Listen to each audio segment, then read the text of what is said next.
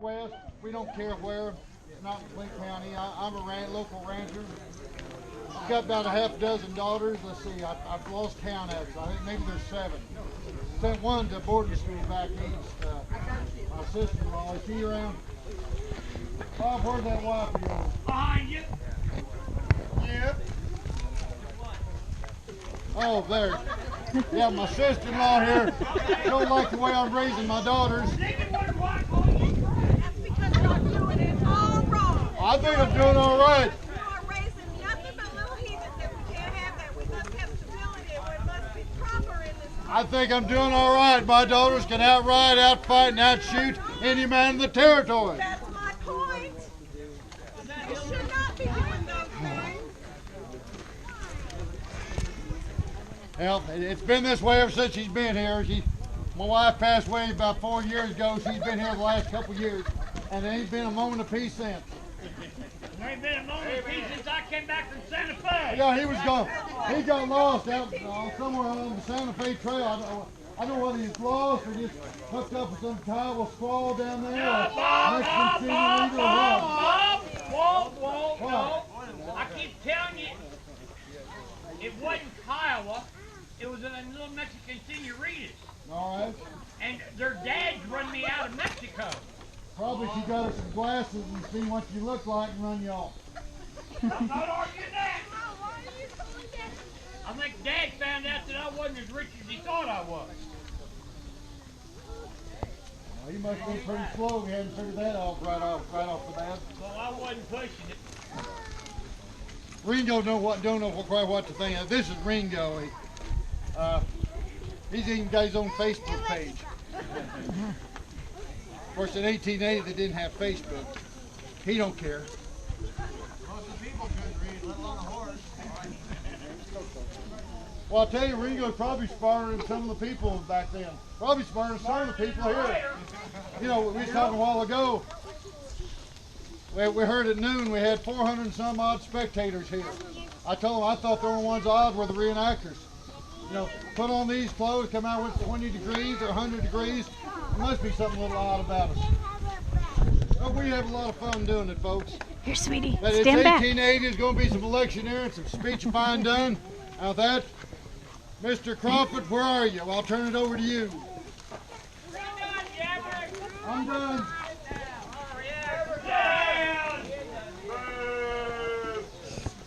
Just gather around, folks.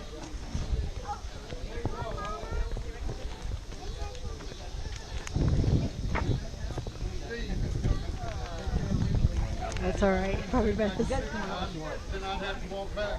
A little bit. A little bit. Save a little horse room. Fine folks at Shoal Creek, citizens, friends, visitors alike. It's about right here.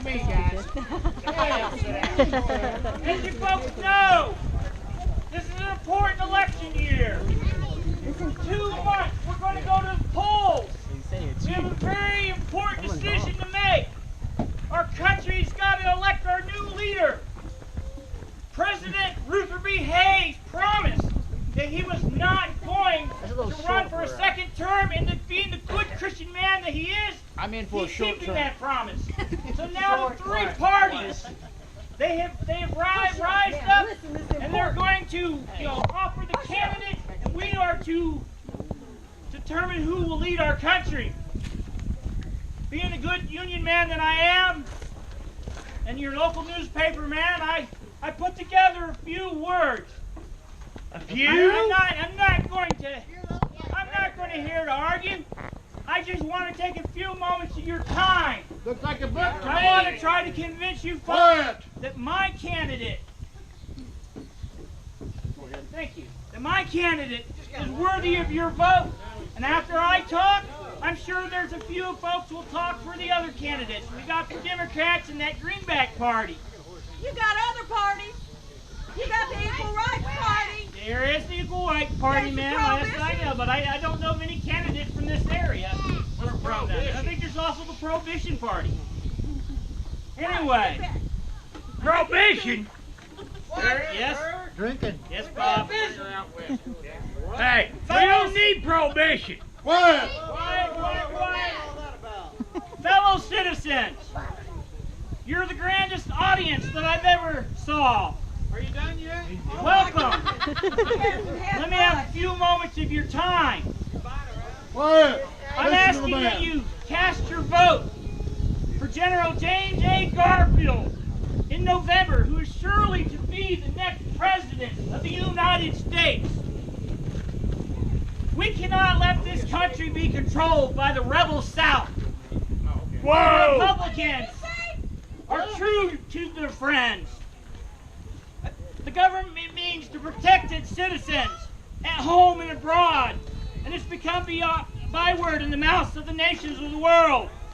You can only trust the party that has been honest in disaster. From 1863 to 1879, 16 long years, the Republican Party was a party of honor and principle. The Republican Party saved the honor of the United States. And you all know it. I've been honored to belong to the Republican Party for the last 20 years. I'm honored to be a part of the party that elected Abraham Lincoln president. And let me say to you that Lincoln was the greatest, the best, the purest, the kindest man that has ever sat in the presidential chair. It's an honor to belong to the party that swore that this nation is forever one and indivisible. It is an honor to belong to the party that elected U.S. Grant President of the United States. It is an honor to belong to the party that issued thousands and thousands and millions of dollars in promises.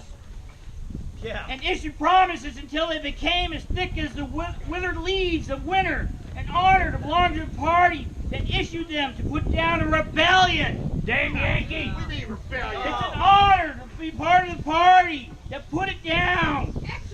The party that had the moral courage and the honesty to make every one of the promises that were made in war as good as shining, glittering gold in peace.